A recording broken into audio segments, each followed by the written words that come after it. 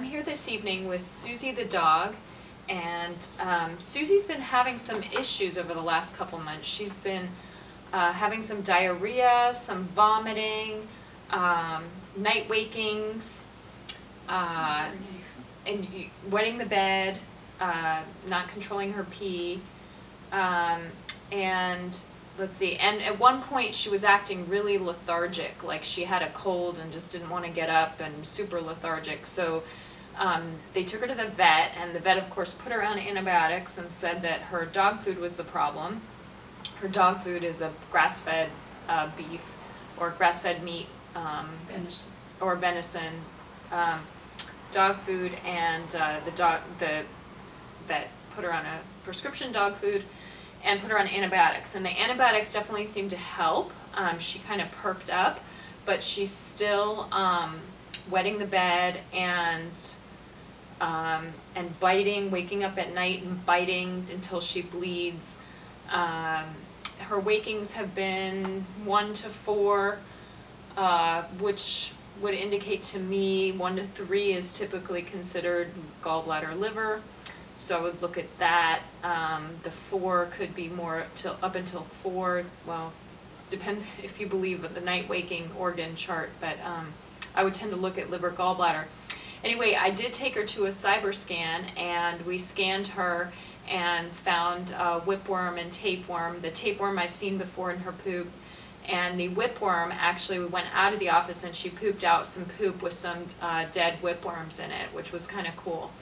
So I know she's got worms, and I'm guessing that the fundamental problem that she's got is probably the worms. I'm sure she's got all kinds of other bacteria and parasites in there, but a lot of that is somewhat only there potentially because of the worms. So the worms kind of, eat up the intestinal tract and can create all kinds of problems, so that the environment is right for all these other bacteria and parasites to take hold. Susie previously had yeast, so that's why we had put her on the meat dog food without any sugar and carbs in it. And that pretty much cleared up her yeast, I think. She's doing well on that.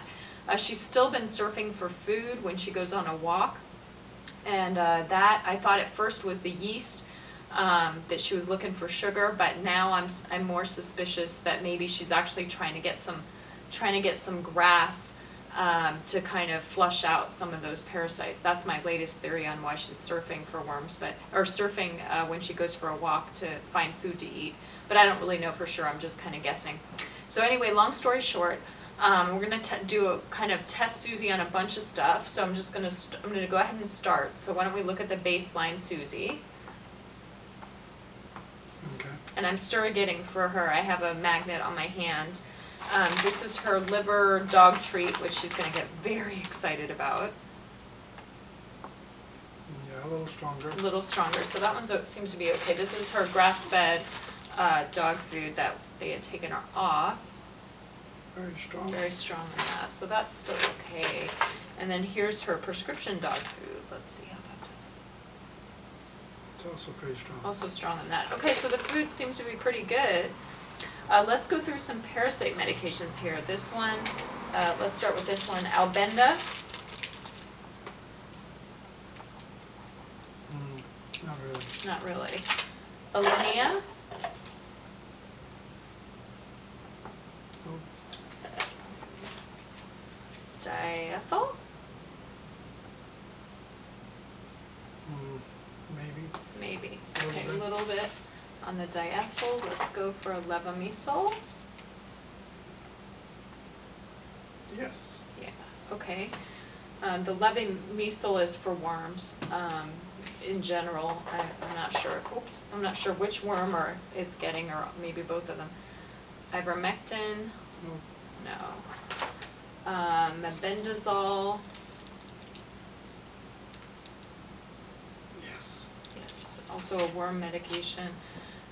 This one is Tinda, which is for protozoan parasites. Yes. Yes. I'm going through another Tinda, another version of Tinda from the local pharmacy. Nope. Not as good. And you know, the Tinda is interesting. I've generally found that that this one from India actually does a lot better than the one from the local pharmacy. I'm almost curious because these ones from the local pharmacy are fluorescent pink, so I'm thinking maybe it's the dye or something in there that's making those not test as well. That's just my theory, but I don't really know. Okay, I'm gonna keep going through the parasite stuff here. We got some praziquantel. See, Missy. A little bit. The Little others are bit. stronger. The others are stronger. And we've got, okay, now we're getting into the antibiotic category. More into the antibiotic category, so amoxicillin and potassium clavulnate, the combo called Cipmox. No. No. And Ciplin, another antibiotic here. No. No. And then she's got here a prescription doggy antibiotic and Prion 50 is what it's called. So it's kind of a doggy antibiotic. No.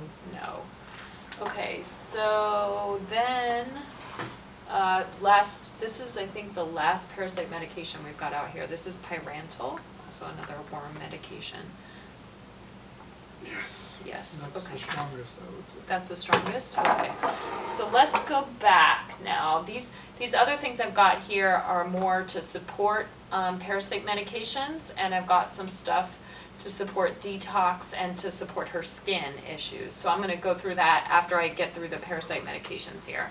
And Missy is getting anxious. Oh, I know. Is that Manuel? And he's your favorite. You want a treat? He's your favorite, I know, but he ignores you. Here's a treat. Okay, keep her happy. We're going.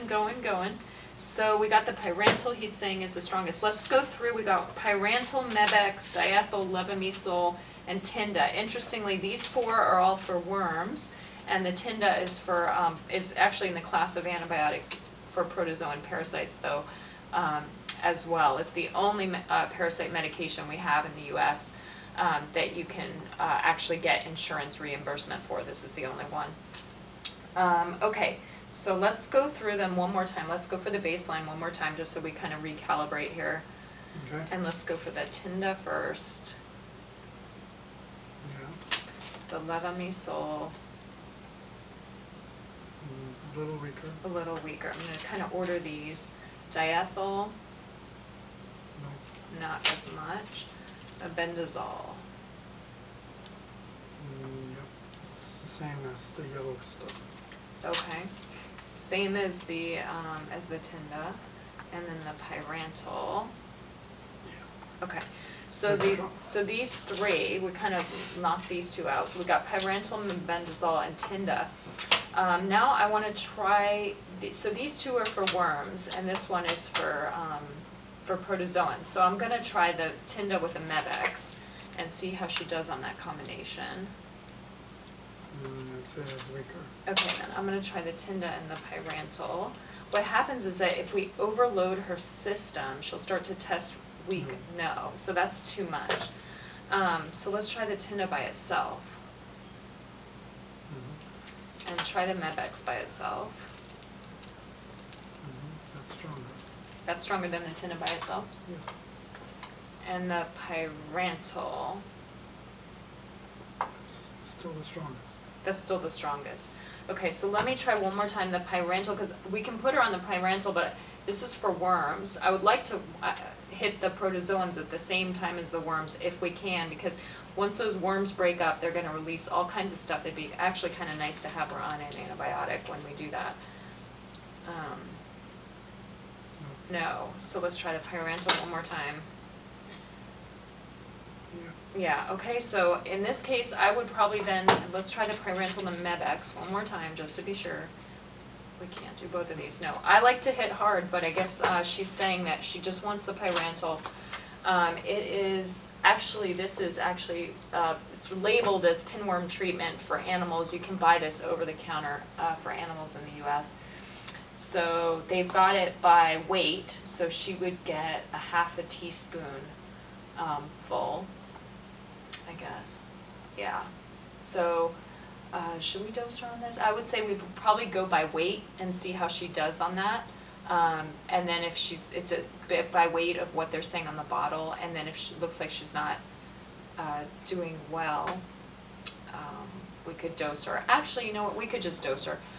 Can you get us a teaspoon and a glass or a ceramic, what do you call it, a bowl, a small bowl and a teaspoon?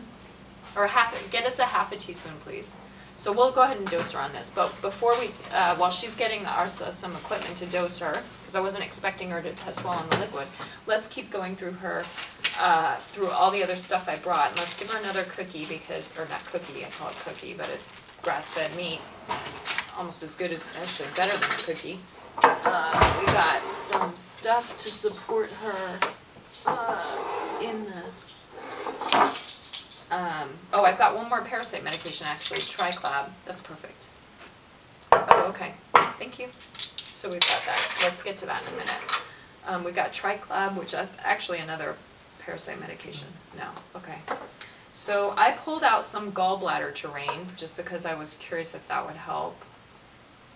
No. She's last cyber scan we did on her. She was testing well on immune terrain, skin terrain, and Coriacina B. So I'm going to go with the immune first.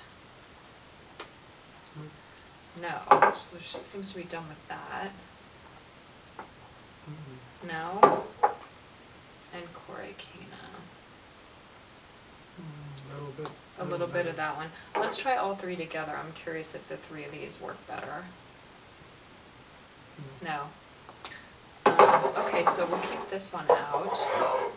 And gallbladder ND, again, gallbladder support if you're doing parasites. Yes. Okay, that's something to look at.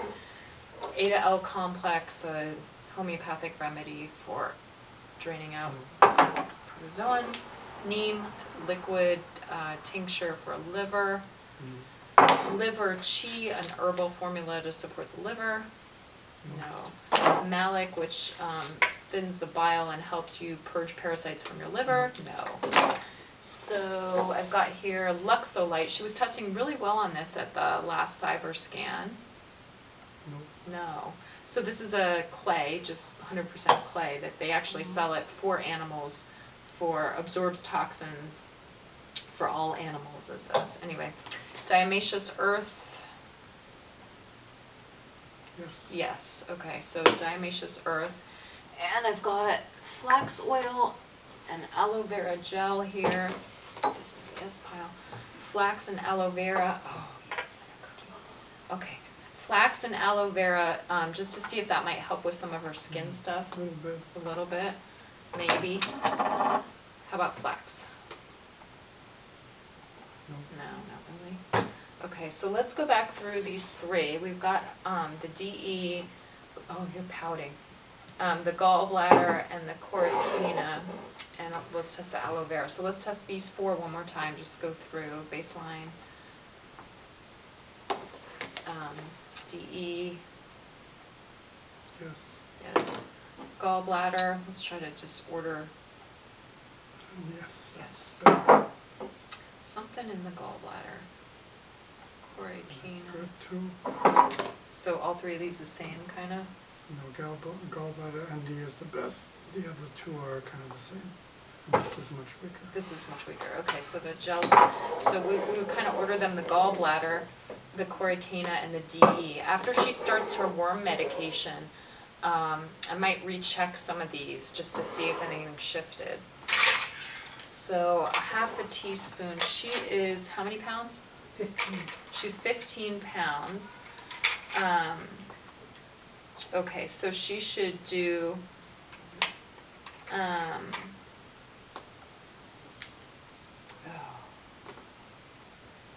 it is by teaspoon. Okay.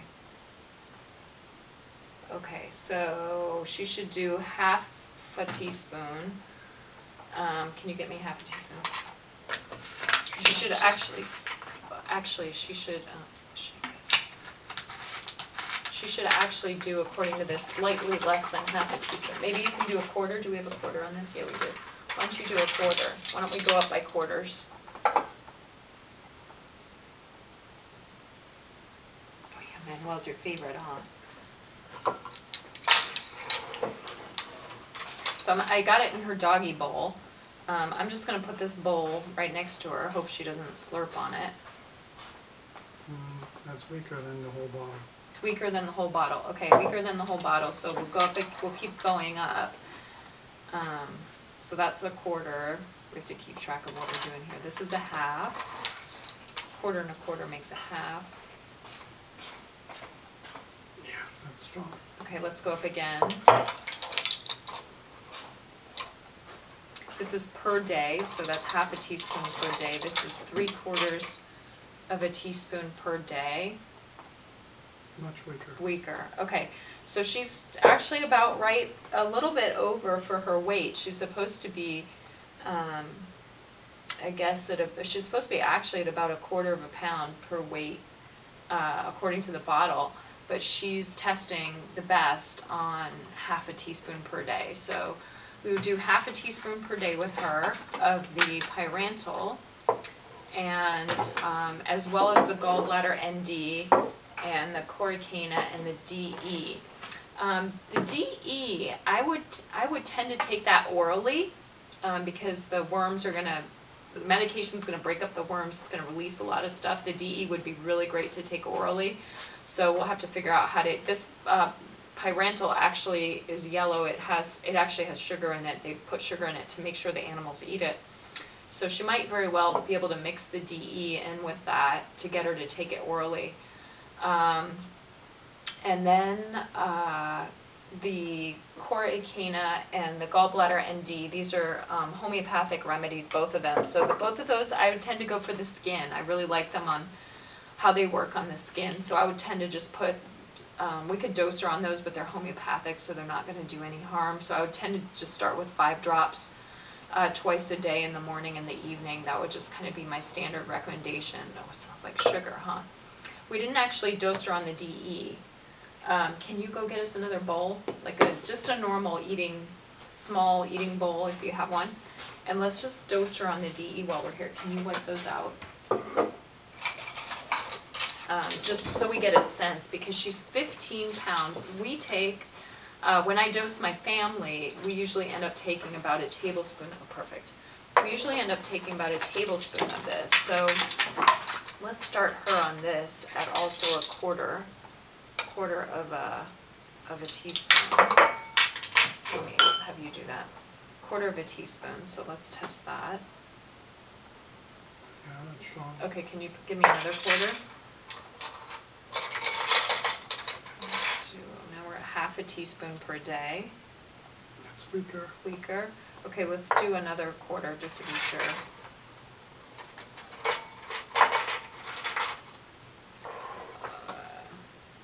So we got 3/4 per day, no weaker.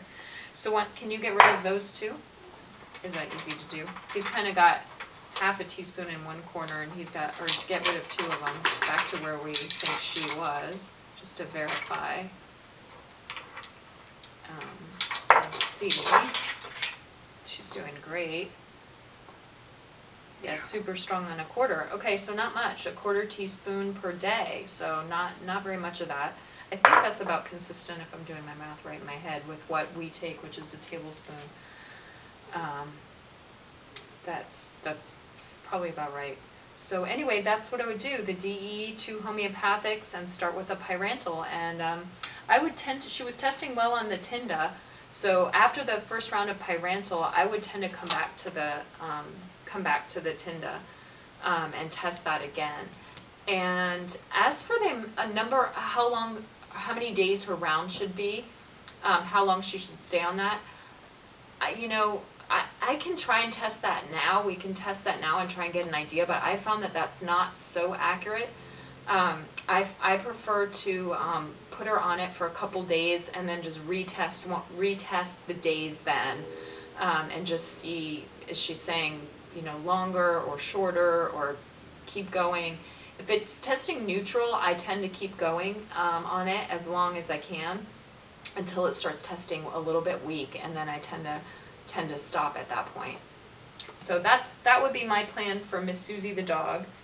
And she's been great tonight, so we're glad that we could use her to kind of test some things with parasites and skin and detox.